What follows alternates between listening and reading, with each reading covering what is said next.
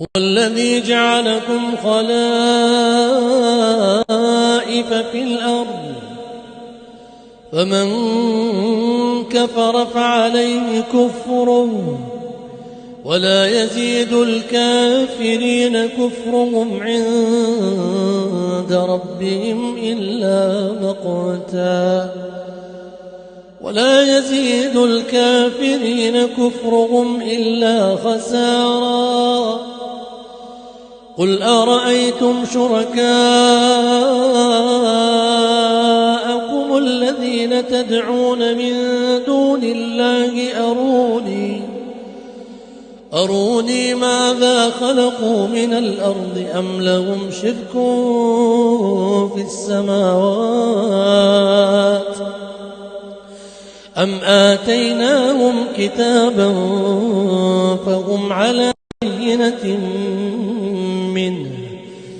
بل إن يعد الظالمون بعضهم بعضا إلا غرورا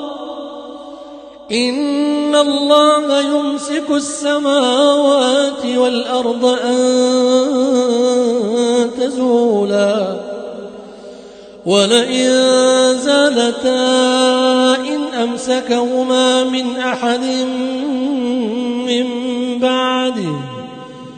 إنه كان حليما غفورا وأقسموا بالله جهد أيمانهم لئن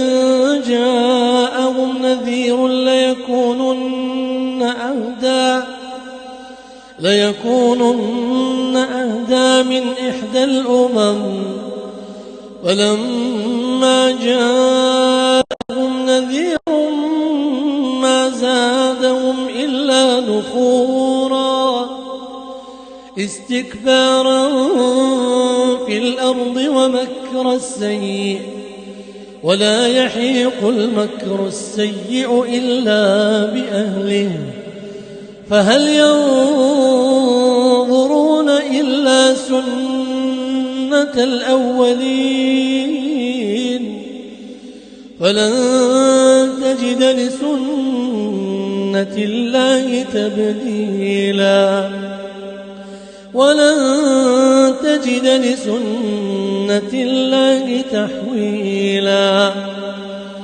أولم يسيروا في الأرض فينظروا كيف كان عاقبة الذين من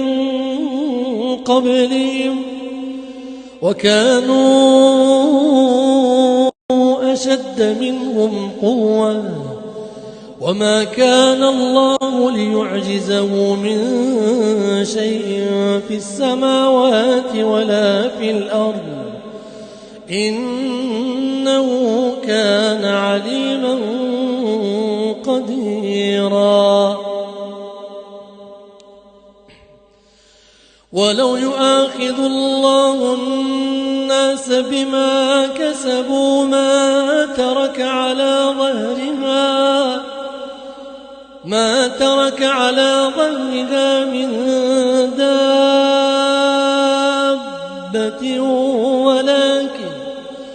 ولكن يؤخرهم إلى أجل مسمى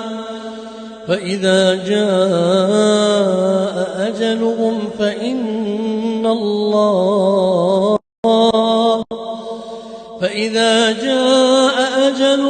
فإن الله كان بعباده